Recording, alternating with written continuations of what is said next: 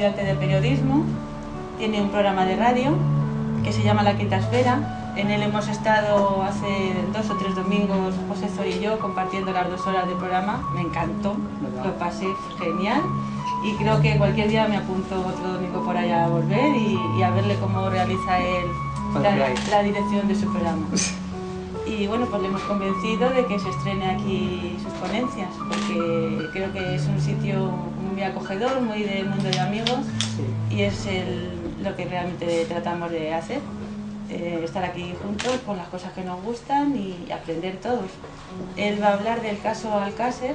Yo ese caso lo vi en televisión hace muchos años y impactó mucho, y él nos va a dar ahora su versión que ha estado estudiando y tal, y creo que seguro que nos va a sorprender. Espero al menos. Mundo Parapsicológico retransmite en directo a través de su web. Pablo Moreira, como siempre, al fondo. Podéis mirar para atrás, que aquel es Pablo, que siempre es un sitio. Rodrigo, el jefe del chiringuito, y bueno, y nuestro fotógrafo, Fede, está por ahí. No lo conoce nadie, y bueno, ya os he presentado a otros y tal, y los que no os he presentado, os presentáis vosotros, porque ya algunos no son caras nuevas de hoy. Así que con vosotros, Cris. Gracias.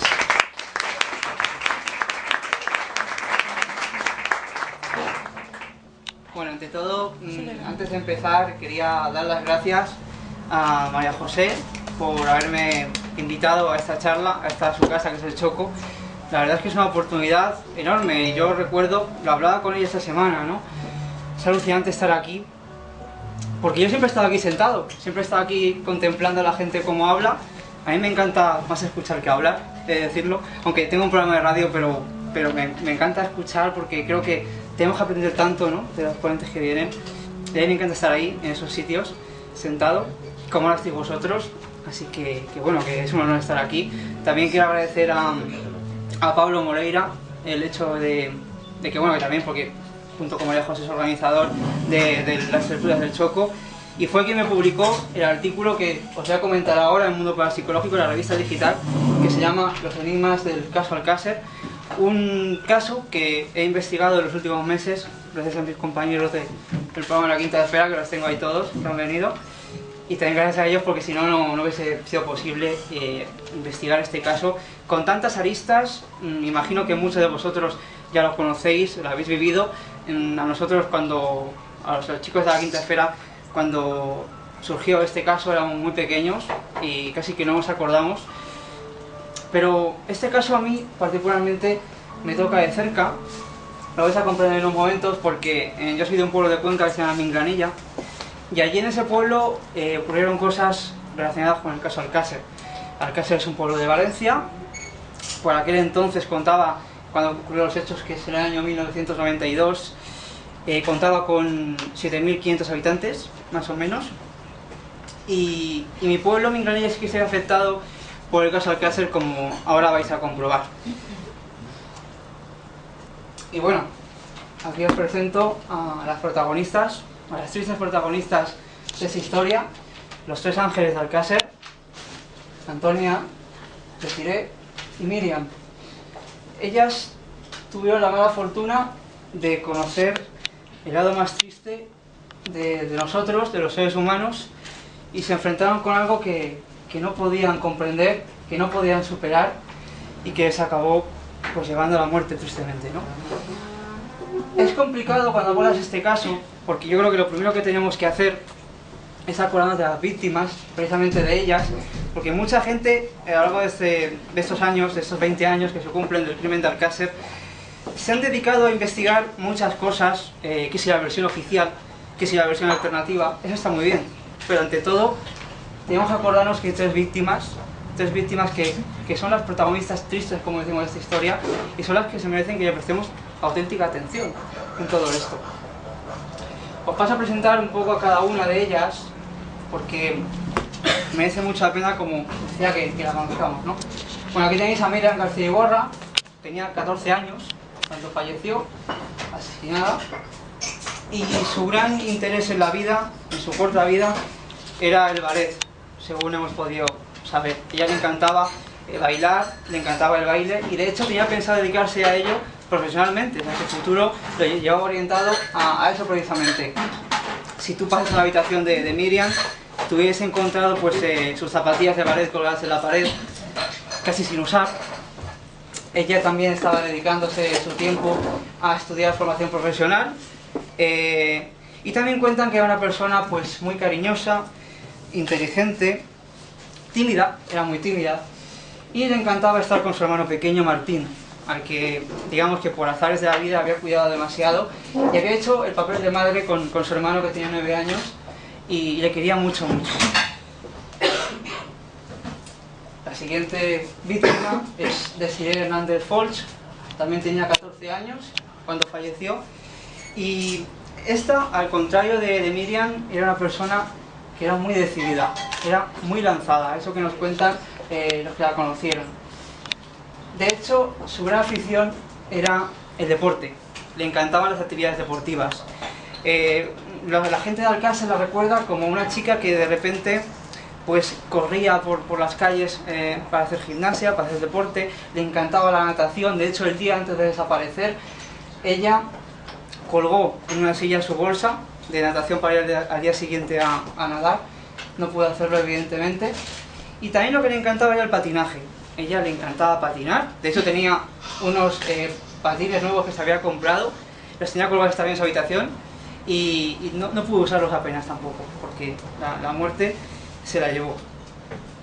Por último, también tenemos a Antonia Gómez Rodríguez, que lo que peor le gustaba en la vida es que le llamasen Antonia. Ella quería que le llamasen Toñi. Quizá a lo mejor se hubiese enfadado un poco por ver el nombre como lo he puesto. Era la mayor del grupo, tenía 15 años y cuentan que también era muy tímida. Y era una persona muy especial. A mí Toñi, he de decirlo, que me ha caído siempre de forma particular, porque era una persona que le encantaban los animales. O sea, ella no podía ver en el campo, en la calle de Alcácer, no podía ver a un gato abandonado, a un perro, porque enseguida lo cogía y se lo llevaba a su casa. Era su gran afición, los animales, ¿no? De hecho, tengo aquí un documento que mucha gente no habrá escuchado y que yo encontré, bueno, tampoco es muy difícil encontrarlo, pero es la voz de Toñi. Vais a escuchar la voz de Toñi el día antes de desaparecer, el día antes de que el triste destino se cebase con ellas. Ella llamó a una radio dedicando una canción a sus amigas y digamos que contaba un poco los planes que lleva a realizar el fin de semana, ¿no? Vamos a escuchar esa voz de Toñi y seguimos con la historia. Toñi, ¿cómo llevas tú la tarde de jueves? Pues bien. ¿Ya tienes más o menos planteado lo que vas a hacer ya mañana? ¿Que vas a empezar el fin de semana o qué? No sé. Aún no lo sabes, ¿no? Es que no, en casa no te vas a quedar. No, eso está claro. Eso está claro. Toñi, venga, ¿qué quieres escuchar? Pues ¿tú quieres decir? El Mayor Tom. Sí. ¿No? ¿Y a qué se lo quieres dedicar? A Isabel, a Miriam, a Leslie, a Ana, a María. Como habéis visto, le dedica la canción a sus amigas, entre ellas a Miriam y a Desiree. Vamos a continuar con la historia, si os parece. Porque en esta historia, digamos que hay dos versiones, como os decía. Una, la versión oficial, que es la que siempre nos han contado, y luego está la versión alternativa, que también vamos a abordar en esta charla. La versión oficial nos cuenta que el 13 de noviembre de 1992, estas tres chicas que os acabo de presentar, pues querían ir a una discoteca llamada Color, que está situada a 3 o 4 kilómetros de Alcácer, en un pueblo que se llama Picassent. Y para ir a esa discoteca, digamos que primero van a ver a una amiga que está enferma, Esther, que al final no puede acompañarlas. Digamos que sea la cuarta chica de Alcácer, que ya no puede acompañarlas y no muere. Luego, después de ir a ver a su amiga, hacen autostop porque llaman a su padre. Miren, llama a su padre y no puede llevarlas a Color, que es la discoteca donde van. Ya tenéis la foto. Y entonces una pareja que pasa por allí, por la carretera que va hacia Picassent, se para y decide llevarlas a Picassent. Con tan mala fortuna que el coche está averiado y tienen que parar en la gasolinera Mari. Entonces ellas se bajan y continúan andando rumbo a la discoteca. Y es ahí cuando la versión oficial nos cuenta que dos individuos con un coche blanco, Miguel Ricard y Antonio Anglés, que tenéis ahí, ellos son Miguel Ricard Tárrega y Antonio Anglés Martins, pues cogen a estas chicas bajo pretexto de llevarlas a la discoteca, pero las engañan. No las llevan a la discoteca, sino que las llevan a un lugar terrorífico que es La Romana, que es un paraje abandonado cerca del pantano del embalse de Tous, y allí es donde las pobres niñas pues sufren todo tipo de vejaciones. Se sería un poco faltar al honor de ellas comentarlas porque digamos que lo pasaron bastante mal. Las torturaron, las violaron, y después, con tanta frialdad, Antonio Anglés y Miguel Ricard descendieron, las dejaron atadas a un poste de la caseta donde se habían llevado, en una planta superior. Las dejaron atadas, se bajaron a cenar tranquilamente, a comprar unos bocadillos, y después subieron y acabaron rematándolas al día siguiente de un tiro a la cabeza a las 3 niñas. Eso es lo que nos dice la versión oficial, que es lo que se estaba contando. Sin embargo, aquí hay un detalle que vais a leer ahora mismo, que es la sentencia del caso Alcácer, que se firma en 1998, y por aquí veo algún estudiante de Derecho.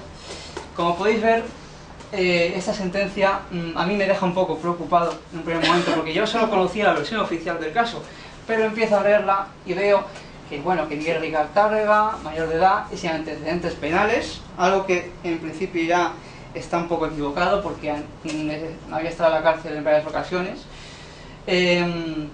pues en compañía de alguien que no está en el tribunal, a quien no encuentran, que es Antonio Anglés, que desaparece, y posiblemente alguna otra persona más, dice la sentencia. O sea que yo entiendo, por la sentencia en el caso Alcácer, no sé vosotros, que está abierta. O sea, por lo tanto, hay un culpable que está detenido, Miguel Ricard, otro que no aparece, y un tercero, posiblemente, que no está. Y yo lo que me pregunto es, ¿dónde está ese señor que no aparece, o señora?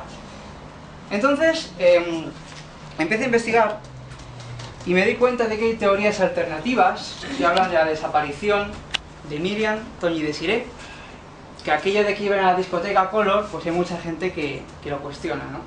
Digamos que aquí habría 3 hipótesis que los investigadores han profundizado en ellas. Una hipótesis sería que las niñas efectivamente llegan a la discoteca, pero allí alguien las rapta y se las lleva a otro sitio.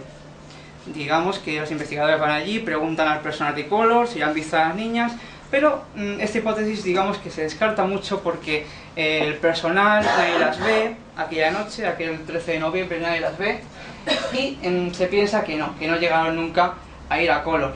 Si no van a Color, ¿cuál es la otra opción? Que desaparezcan efectivamente, como dice la versión oficial, en Picassent. Pero aquí tenemos un pequeño problema, y es que hay mucha contradicción. Por ejemplo, vais a ver algunas de ellas. Por ejemplo, Esther Díez Martínez es la compañera, amiga suya, que dice que las ve el último momento, está en su casa, en casa de Esther, porque está enferma, va a visitarla, y dice que las ve sobre las 8:15 de la tarde, 8:20, ya que se fijó en la hora del vídeo, que marcaba esa hora. Bien, su madre en el juicio declaró todo lo contrario, declaró que la habían visto por última vez 2 horas antes de la que decía su hijo. Francisco Antonio Soria es una persona que pasea por Alcácer aquel día y las ve por la tarde, pero las ve a las 8:15 de la tarde, algo que no cuadra porque a esa hora estarían en casa de Esther, su compañera. Y tenemos también el ejemplo de Francisco José Herbás, que es la persona junto con su pareja que la lleva a Picassent. Y él dice que bueno, que son las 8:15 de la tarde, cuando en la salida de Alcácer, rumbo a Picassent, se encuentran con las niñas y deciden, junto con su pareja, llevarlas hasta Picassent. Con tan mala fortuna como os he contado, que el coche se avería y tienen que parar en la gasolinera de Marín. Bien, este caso podría ser creíble si no fuera porque en el juicio oral, que como decía es en el 97, esta pareja se llega a contradecir. O sea, Francisco José Herbás llega a decir que a las niñas las lleva en un Seat Ronda que va a diésel, es de color dorado, pero su novia por aquel entonces dice que no, que es en un Ford Orion. aquí en la primera contradicción que dices, no saben el color ni la marca del vehículo, porque además la señora dice que el color no es dorado sino blanco y que va a gasolina. Pues hay una contradicción un poco enorme ahí. Pero es que es más, en la forma de coger a las niñas también hay contradicciones, porque Francisco José dice que es Miriam la que se acerca al coche para preguntarle si les pueden llevar a Color, pero su novia dice todo lo contrario, que ella fue la que le dice al novio que avise a Miriam o que avise a las niñas de que las pueden llevar. Más contradicciones, por ejemplo, está en el trayecto hacia Picassent, donde Francisco José Herbás dice que las niñas no hablan con ellos en ningún momento y la novia dice que sí que hablan y que dicen que van a Color, precisamente. Por último, ya lo que aborda la contradicción, que es un poco lo que yo digo aquí, esto se sostiene o no se sostiene, es que cuando le pregunta a su señoría, le dice, bueno señor, ¿usted cómo volvió desde Picassent al Alcácer? Porque su coche estaba averiado. Él dice, volví con un mecánico del taller. Y la mujer dice, no, volvimos con unos amigos que no eran del taller. Entonces, hay una contradicción que dices, si la pareja que lleva a Miriam, Toñi y Desiré, a Picassent está, digamos, equivocada y no dice lo que pasó, ya vemos un fallo, ¿no? Pero continuamos con la historia porque, supuestamente, en Picassent, quien les ve es un amigo suyo que va en moto y las ve cerca de la gasolinera, que es donde se pierde la pista, la gasolinera Mari. Como veis, es las 8:20, digamos que tardan 5 minutos entre el matrimonio y ellos en llegar allí, pero también este hombre, digamos que en el juicio se demostró una contradicción que bueno, vais a ver aquí enseguida si puedo mostrarosla, porque es un poco... A mí me llama mucho la atención. Aquí tenéis el plano de Picassent, ¿vale? Entonces, voy a intentar señalaros, a ver si veis el cursor. El punto marrón donde tengo el cursor es la gasolinera Mari, es donde supuestamente la pareja de novios deja a las niñas. En el otro extremo del pueblo no se ve, está Color, y digamos, os voy a hacer un poco el camino con el cursor para que veáis el camino. Las niñas avanzan por aquí y de repente, en este tramo de carretera, José Antonio Cano Yacer dice que las ve andando rumbo por esta calle, por aquí, que es por donde se va la discoteca. Pero claro, aquí hay una contradicción muy grande, porque José Antonio Cano Yacer dice en el juicio que él ve, sorprendentemente, 4 años después o 5 años después de que pasasen los hechos, que él se acuerda de que ve un coche blanco, cómo las sobrepasa y las deja, digamos que el coche se para en la puerta de la ermita de Picassent, que la ermita de Picassent está aquí. Entonces, es materialmente imposible que una persona situada aquí, con su moto, vea cómo un Opel Corsa desciende por esta curva y se sitúa aquí, en la puerta de la ermita. Entonces digamos que ya desde el principio vemos como Perdona, ¿la contradicción que es? ¿Del chico, del testigo, de su amigo? La contradicción es del chico de la moto que las ve. ¿Pero era el amigo de ella? Sí, vale. sí. Él dice que bueno, que las ve en ese trayecto, con lo cual es francamente imposible que las vea porque no hay visibilidad. O sea, es que aquí hay una curva que te corta toda la visibilidad de, si estás aquí, ver como un coche va por aquí y aparca justo aquí y las niñas suben a él. O sea, es imposible, materialmente imposible. A no ser que el señor Cano Yacer tenga ojos por detrás y lo pueda ver, o que se dé la vuelta en moto, que también, pero eso él dice que no lo dice. Entonces ahí nos encontramos con esa contradicción.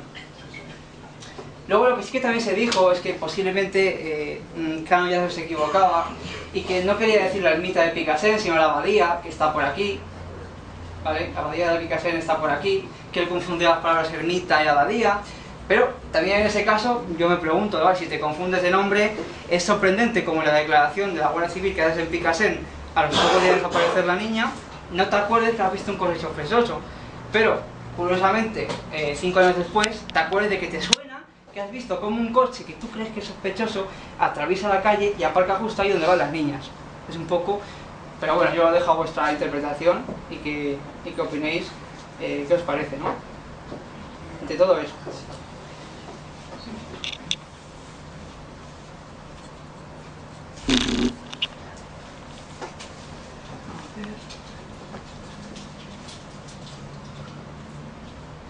esto me ha fallado.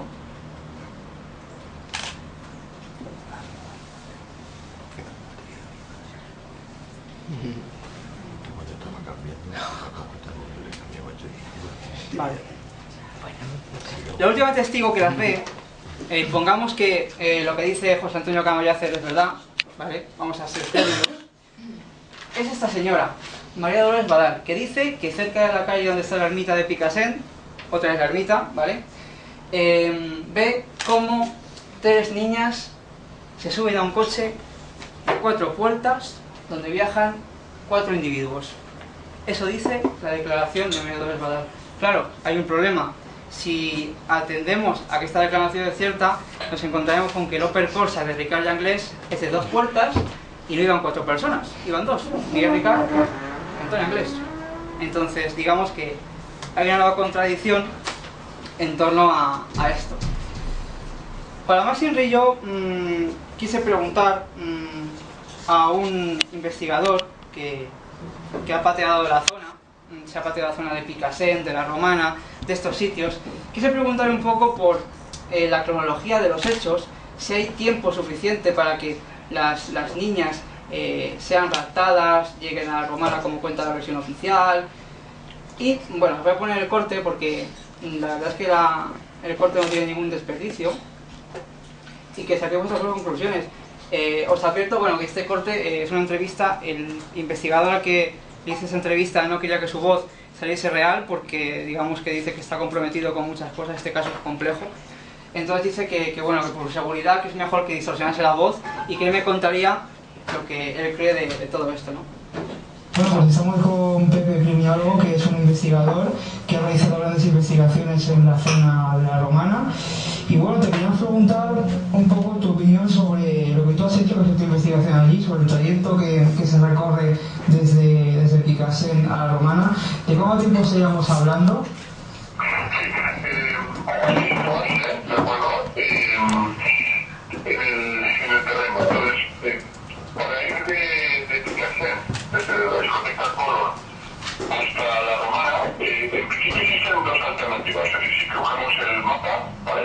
Existen 2 alternativas muy claras. Una es por la antigua Nacional 340, que es la 7 ahora, ¿vale? Y por ahí aproximadamente la distancia son redondeando unos 25 kilómetros. ¿De acuerdo? Y el otro camino es por el interior. Por el interior estamos hablando de Picassent, Venta Cabrera, Montserrat, Montreux, Real de Montreux y Catalao. Por tanto tenemos como 2 caminos. La distancia es muy similar, es muy pareja. La diferencia puede ser medio kilómetro arriba, medio kilómetro abajo.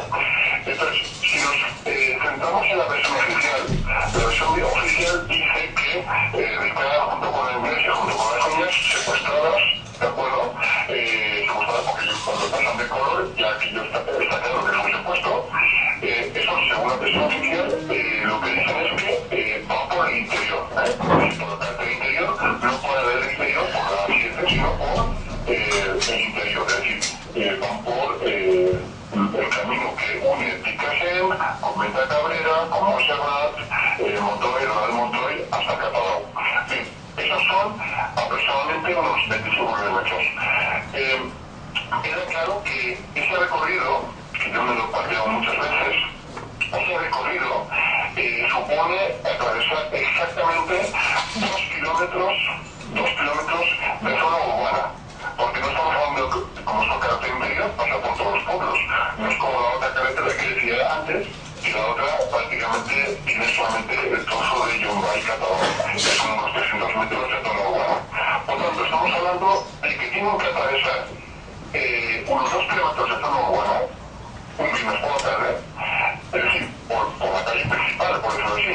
Y además hay 3 semáforos.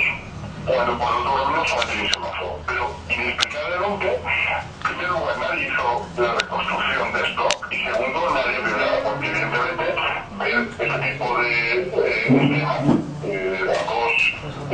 kings con las niñas, pues evidentemente algo hubiera tenido que llamar la atención cuando se realiza son urbanas. Me pregunta respecto al tiempo. Pues el tiempo puede oscilar entre la media hora y los 3 cuartos de hora. ¿de acuerdo? Porque es una zona muy importante transitada dentro, no sé, a esas horas bastante transitada. Por tanto, estaríamos hablando de que se tarda unas 3 cuartos de hora desde Color hasta Catalao. Considerando que la vecina María dice que a las 8:15 va a ser su novia, dejan a las, digamos, que cogen a las niñas a la cárcel y la dejan en Picasso, vamos a suponer, porque esto no está muy claro, que son 8:30, 8:20, 8:30, ¿de acuerdo? Cuando Ricardo y Inglés recogen a las niñas y pues las recogen y las secuestran. Por tanto, estamos hablando de 8:30. 8:30 más 3 cuartos de hora, pues estamos hablando pues aproximadamente 9:15, ¿vale? 9:15 que se llega hasta Catalao. De Catalao hasta La Romana estamos hablando de un camino ya un poco más complicado. De distancia, unos 12 kilómetros. 12 kilómetros de los cuales unos 5 kilómetros son asfaltados y el resto ya es camino forestal. Esto, este camino lo he hecho muchas veces y lo que sí que lo he hecho es nunca lo he hecho de noche. Hay que considerar que de Calle Andrés, pues evidentemente esto, el secuestro se produce a las 8, a 8:30, a las 8:30 evidentemente un mes de noviembre es de noche ya cerrada. Por tanto, estaríamos hablando que a las 9, a las 9:15 están llegando a Catalao y quizás hacia arriba, hacia La Romana. ¿Cuánto se tarda? Pues en condiciones normales sería media hora, ¿de acuerdo? Media hora, pero con la dificultad de la nocturnidad, pues yo sumaría 9 un cuarto de hora más. Estamos hablando de que a las 10 llegan a La Romana. Pero llegar a La Romana supone llegar a una zona en la cual hay una especie de apartamento, ¿vale? Que sería pues una zona donde hay unos olivos, y allí, suponiendo que la carretera está en buenas condiciones, porque evidentemente después de las lluvias aquel camino es un rodosal, pero asumamos que es verdad que pudieran hacerlo de noche, incluso con el camino embarrado, aunque yo no me lo creo, pero vamos a suponerlo. Bien, a las 10 llegan a la zona que actualmente está la fosa. Bien, pero hay que bajar del coche porque de esa zona, de ese lugar donde están los olivos hasta las casetas de La Romana, hay aproximadamente unos 700-800 metros que hay que recorrer a pie. Evidentemente de noche y con las dificultades del terreno, que no es una senda, digamos, bien trazada, sino que tiene dificultades porque hay mucho monte bajo, hay mucho chilena, etc. Vamos a suponer que son muy rápidos y en un cuarto de hora llegan, pero pues estamos hablando de que a las 10:15 llegan a la caseta.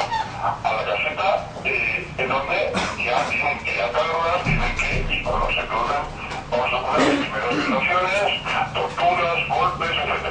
Vamos a suponer que esto sucede en media hora, pues media hora. Y a las 10:45 han acabado, digamos, la primera tanda de violaciones y tienen que coger el coche y pues, a volver otra vez a subir porque ellos dicen que atan a las niñas y después pues suben hasta donde estaba el coche, digamos, aparcado y evidentemente ha pasado 2 cuartos de hora, estamos hablando ya de las 11. Bien, hay que bajar otra vez a Catalao, a donde está el bar parador, a pedir unos bocadillos. Pero claro, aquí hay un problema. Ellos llegarían 11:30 bien pasadas, 12:15. 12:15, el bar parador gira a las 11. Por lo tanto, aquí tenemos un problema que desde el punto de vista muy grave, y es que a las 12:15 el bar ya está cerrado. Entonces, ¿de dónde sale que la versión oficial dice que comprar el bocadillo y comprar agua? ¿Esto de dónde viene? O sea, ¿cómo es posible que no habiéndose realizada ninguna reconstrucción, cómo es posible que nadie haya hecho este cálculo cualitativo de los tiempos? Pues que a mí personalmente los tiempos no me cuadran que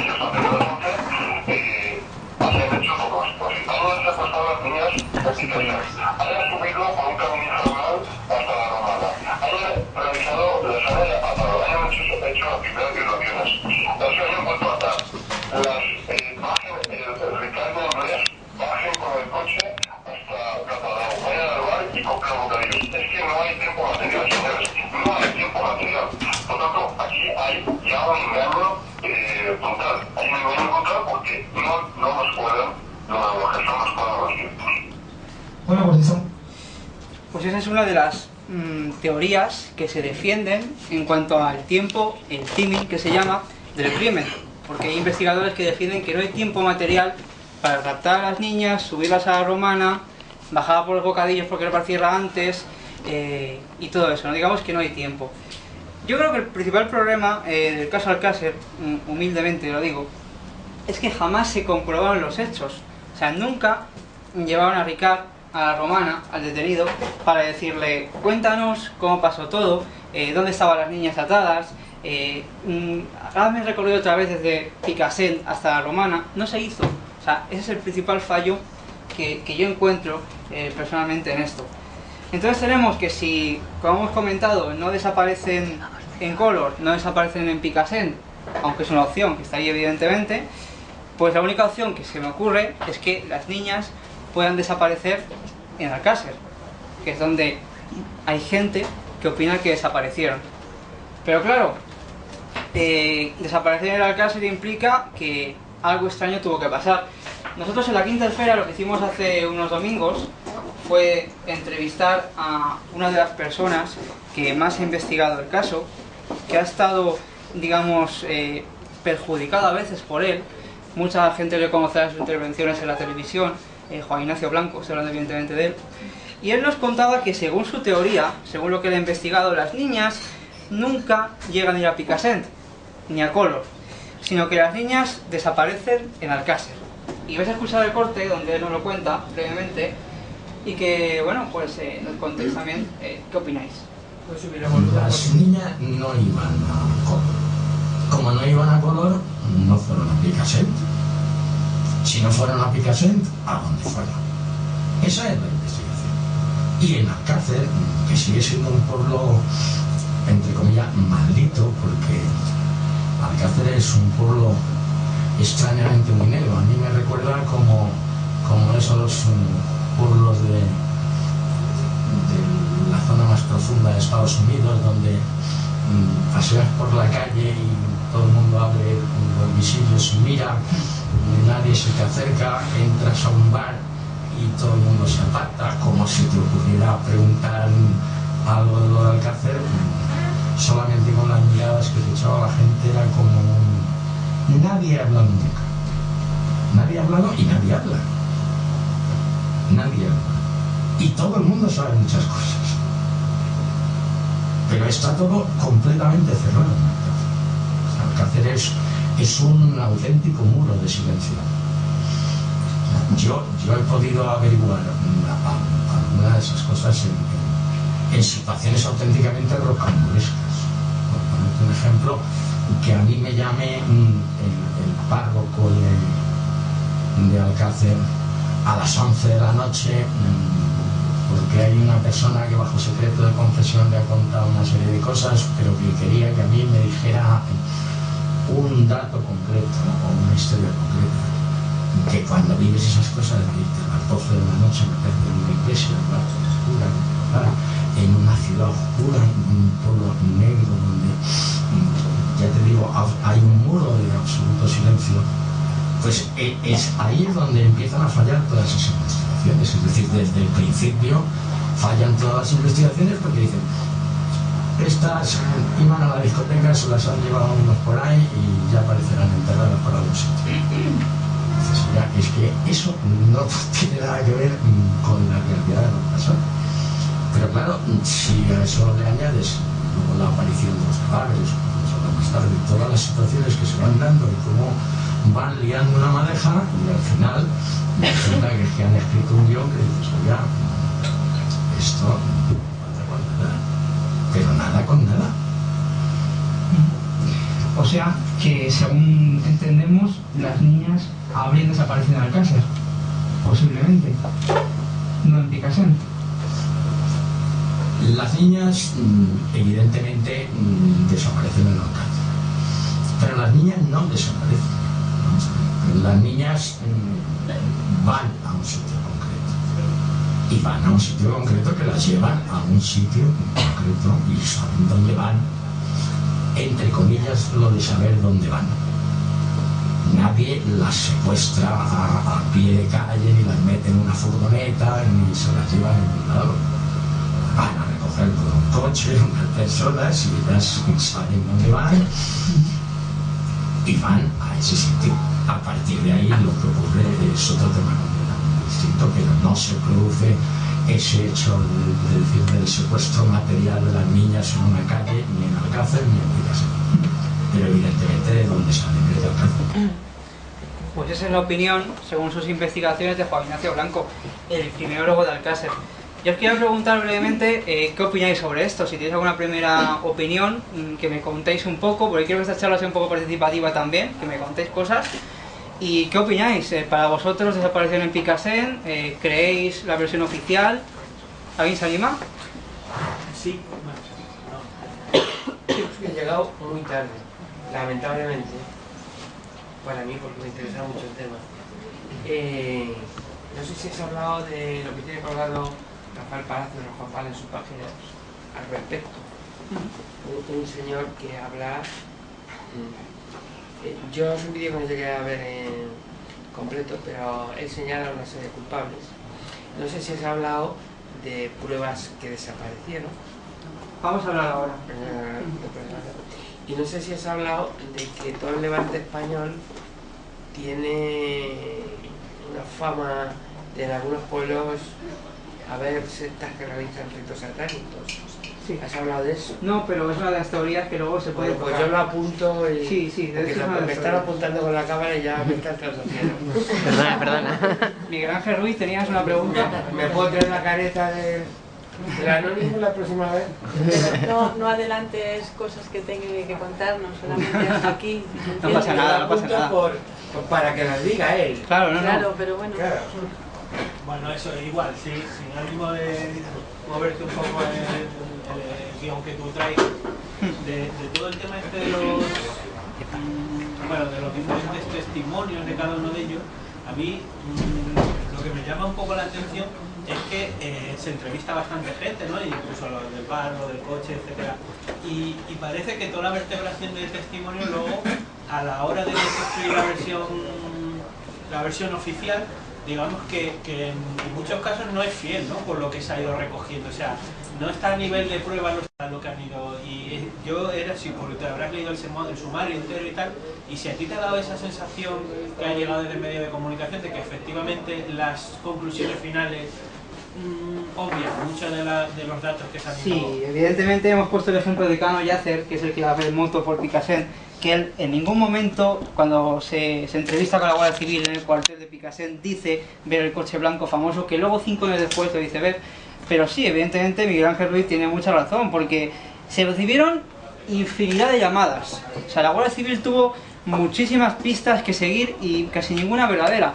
Os voy a poner un ejemplo. A las niñas, durante aquellos días, hasta que se encuentran los cadáveres en una fosa, digamos que las ven por muchísimos sitios, hasta en Cáceres.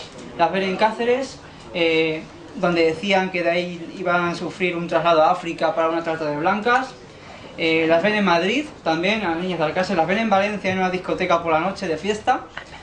Las ven en muchos sitios, pero digamos que la Guardia Civil reconstruye una historia a base de los que ellos consideran más creíbles, y los que os he puesto antes son los que parece ser que ir a una historia más o menos coherente de lo que más o menos pudo pasar, aunque no sabemos, como hemos visto, hay muchas contradicciones que luego en el juicio se dieron.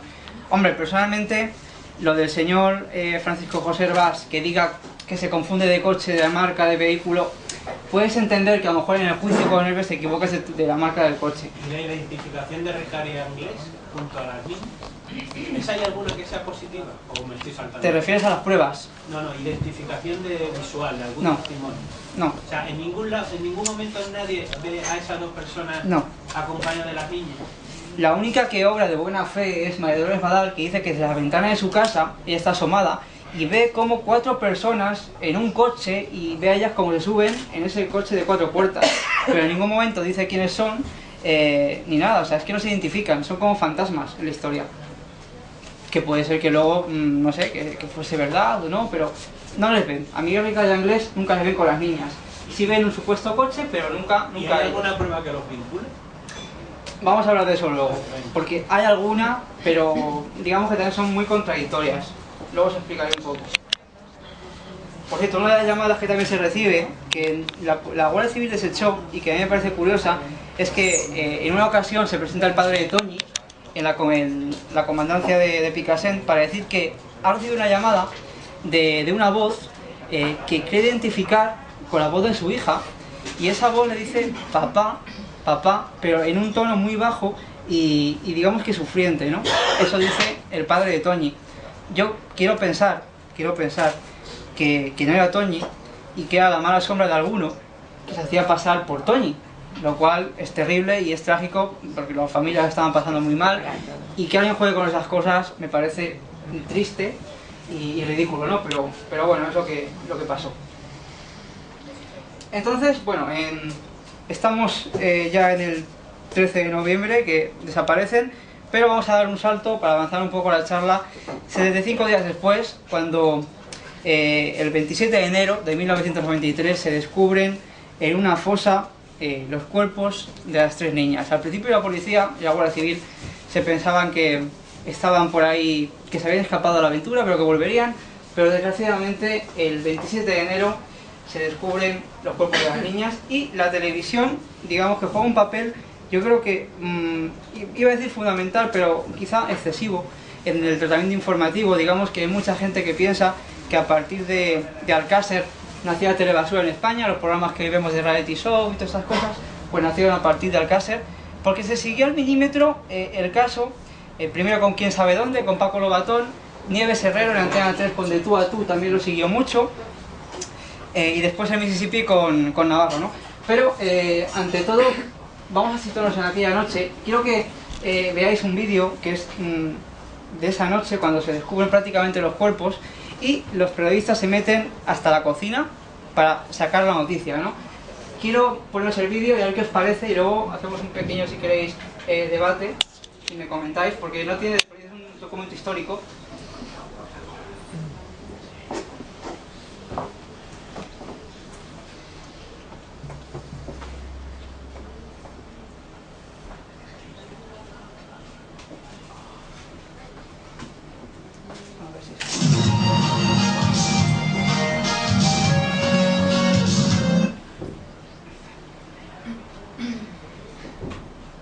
Las niñas...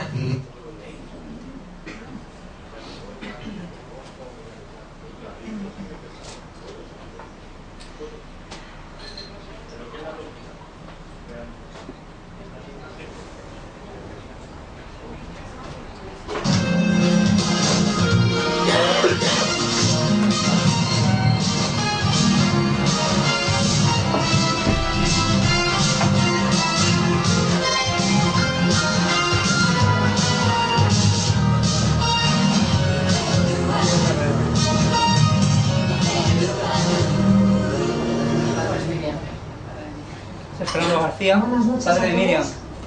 De tú a tú no va a ser hoy un programa normal. Creo que se lo diría yo a las familias de Alcácer, porque semana a semana, después de aquel 13 de noviembre, hemos seguido, pues yo creo que con la misma intensidad que sus amigos y sus familiares, ese desasosiego que tenía la familia.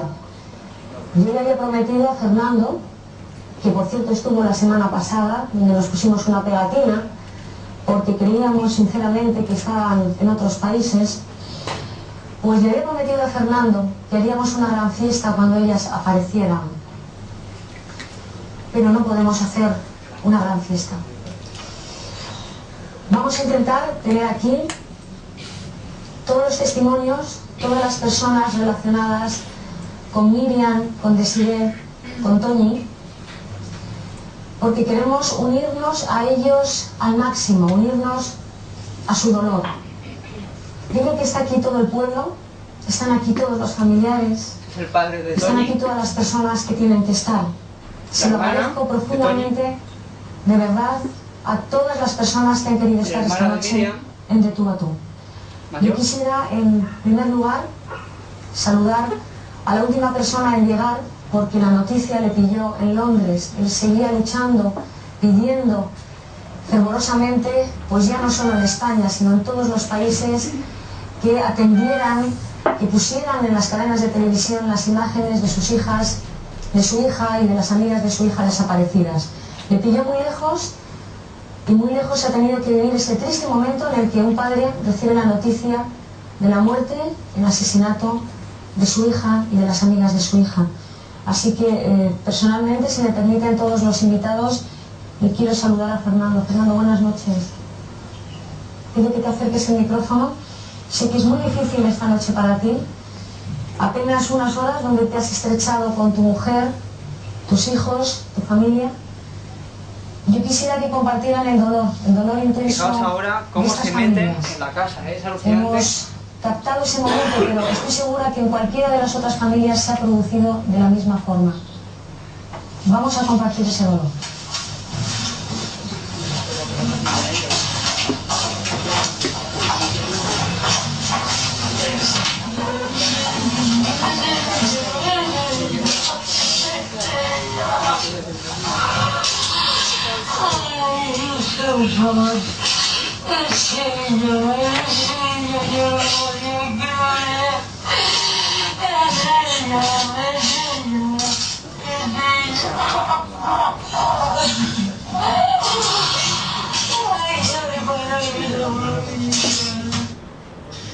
Estamos en directo, se puede decir que todo el pueblo de Alcácer aquí, con las familias, pasando estos momentos. Hola, ¿cómo te llamas? Yo, Guillermo.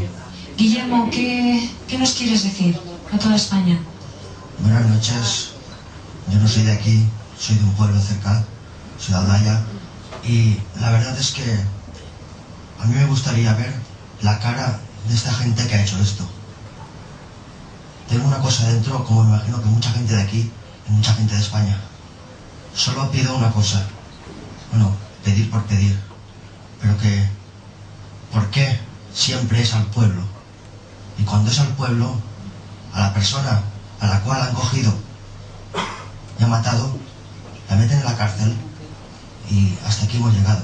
Pero cuando, por alguna circunstancia, le pasara esto a un hijo, a una hija de un presidente de gobierno, de un alto cargo, ¿qué harían? Lo mismo. Yo creo que se menearía mala cosa. Cambiarían las leyes.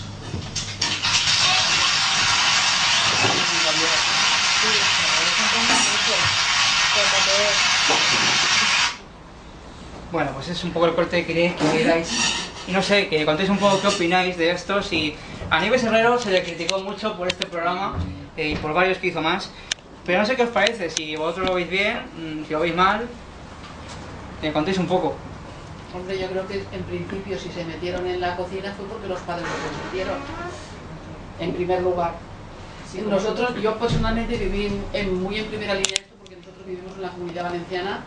Mi hija tenía en aquella época 8 años y me acuerdo que había una psicosis terrible con este caso, sobre todo porque estuvimos 3 meses esperando que aparecieran las niñas y luego por la fuga de Anglés y todo esto. ¿Que hubo un circo? Evidentemente, las televisiones están para eso, pero yo, en mi humilde opinión, que es lo que estábamos comentando aquí en Petit Comité, si se metieron en la cocina fue porque lo consintieron. Porque en mi casa, desde luego, no hubieran entrado. Si fuera mi hija, en mi casa, desde luego, no entraron. Y luego, evidentemente, cada uno es muy libre de abrir la casa a quien quiere. Yo comprendo la angustia de esos padres, porque como madre que soy, lo tuvieron que pasar terriblemente mal, porque estuvieron 3 meses esperando saber de esas niñas. Pero yo creo que, sobre todo el padre de Miriam, Fernando, yo creo que estuvo muy en las televisiones y muy en primera línea, y luego así terminó, que terminó en los tribunales. Sí, es mi humilde opinión, ¿eh? Sí, sí.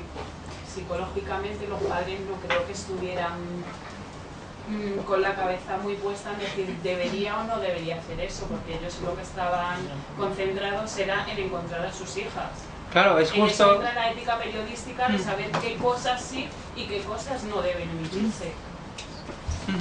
Sí, sí, además que hemos visto el momento justo en el que Fernando llega de Londres, pasa a su casa y se encuentra eso, y luego en el plató donde le entrevistan.